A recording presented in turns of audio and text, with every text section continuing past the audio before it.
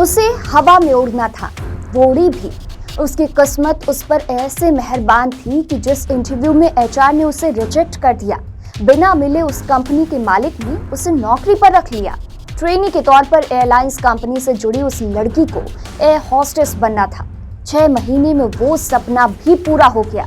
लेकिन इस गला काट कंपटीशन वाली दुनिया में उस लड़की की सफलता ऐसे कई कॉम्प्रोमाइजेस पर आगे बढ़ी जिसकी मंजिल उसे मौत तक ले आई।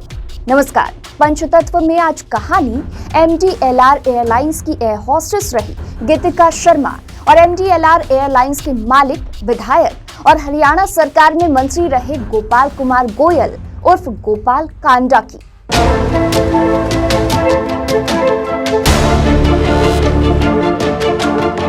18 अक्टूबर 2006 MDLR एयरलाइंस का गुड़गांव का ऑफिस।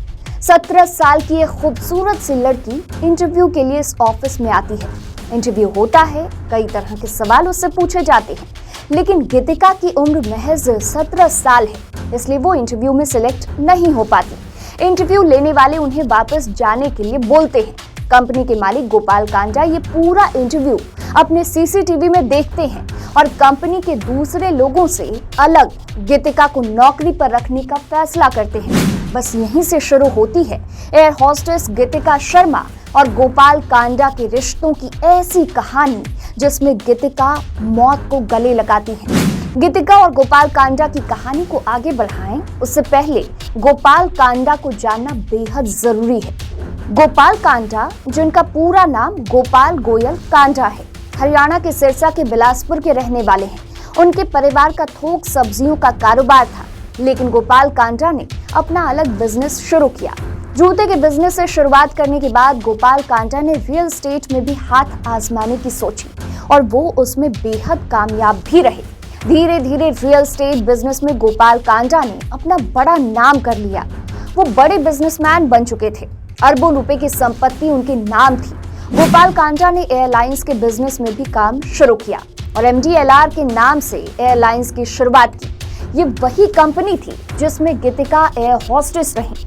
गीतिका इस कंपनी में 2010 तक रही। उसके बाद गीतिका ने रिजाइन कर दिया और पहले मुंबई और फिर दुबई में दूसरी एयरलाइंस से जुड़ गई। ये खबर सामने आई कि गीतिका गोपाल कांडा के शारीरिक और मानसिक शोषण से इतनी ज्यादा परेशान हो गई थी कि उसने कंपनी को छोड़ दिया। लेकिन दूसरी एयरलाइंस ज्वाइन करने के बावजूद भी गोपाल कांडा ने गीतिका का पीछा नहीं छोड़ा। गोपाल कांडा का कद हरियाणा में काफी बढ़ चुका था। 2008 तक वो खुद को हरियाणा के बड़े बिजनेसमैन के तौर पर स्थापित कर चुके थे और राजनीतिक दलों के साथ उनका उठना बैठना भी होने लगा था और इसलिए वो खुद भी राजनीति में आने का मन बना लिया।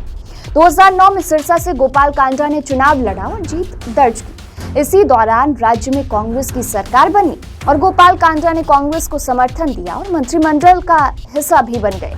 यानी उनका कारोबार तो ऊंचाइयों को छू ही रहा था। राजनीति में भी उनकी किस्मत उनका साथ दे रही थी। दुनिया की नजरों में 2012 तक सब कुछ ठीक ठाक चल रहा था, लेकिन 5 अगस्त 2012 के बाद गोपाल कांडा की जिंदगी में काफी कुछ बदल गया। 5 अगस्त 2012 को महज 21 साल की उम्र में गीतिका ने दिल्ली के अशोक नगर स्थित अपने घर में जान दे दी। गीतिका ख्वाब देखती थी एयर होस्टेस बनने का। वो उड़ना चाहती थी। MDLR कंपनी की तरफ से जैसे ही उन्हें ऑफर मिला, खुशी खुशी गीतिका कंपनी ज्वाइन कर ली।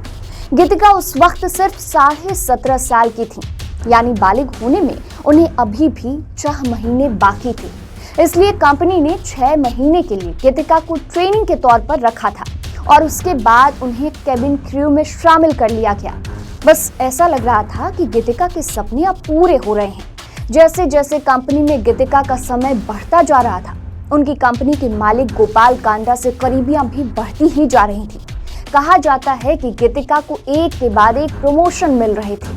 गीतिका बेहद खुश थी। पहले जूनियर क्रू मेंबर, फिर सीनियर और फिर कोऑर्डिनेटर।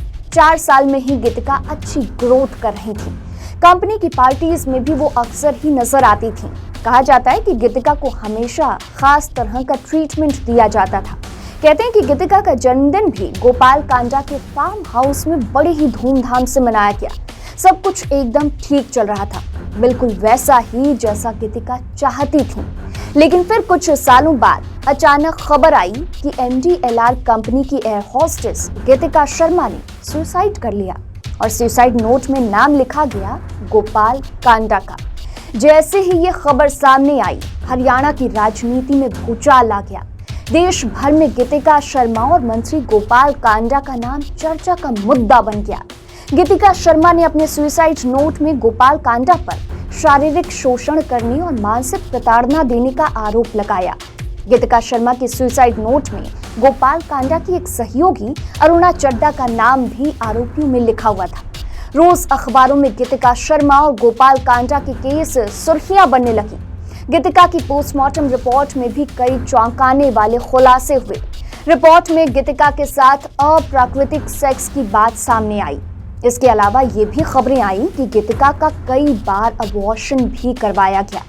पोस्टमार्टम रिपोर्ट और सुसाइड नोट के आधार पर दिल्ली की एक अदालत ने गोपाल कांडा को रेप और सुसाइड करने के लिए उकसाने का आरोपी बनाया। लगातार बढ़ रहे दबाव की वजह से कांडा को मंत्री पद से इस्तीफा देना पड़ा और वो 18 महीने तक न्यायिक हिरासत में भी रहे। इस दौरान गीतिका और गोपाल कांडा को लेकर कई तरह की कहानियां सामने आईं। कई खबरों के मुताबिक दूसरी आरोपी अरुणा चड्ढा ने बताया कि गीतिका गोपाल कांडा पर शादी का दबाव बना रही थी, जबकि गोपाल कांडा दोनों के रिश्ते को सीक्रेट रखना चाहते थे। कई महीनों तक दोनों के रिश्तों की खबरें चर्चा में रहीं। गोपाल कांडा ने निचली अदालत के खिलाफ दिल्ली हाई कोर्ट में अपील की। हाई कोर्ट ने कांडा के ऊपर रेप का मामला हटा दिया और सिर्फ सुसाइड के लिए उकसाने पर केस चलता रहा। बाद में वो जमानत पर बाहर भी आ गए। 2014 में गोपाल कांडा ने हरियाणा लोकहित पार्टी नाम से अपना राजनीतिक दल बनाया और फिर विधानसभा चुनाव लड़ा, लेकिन इस बार वो सिरसा से जीत दर्ज नहीं करवा पाए। ऐसा लगा कि शायद उनका राजनीतिक जीवन अब खत्म हो जाएगा, लेकिन ऐसा नहीं हुआ। 2019 में एक बार फिर सिरसा से ही गोपाल कांडा ने चुनाव लड़ा। इस बार वो जीत भी गए।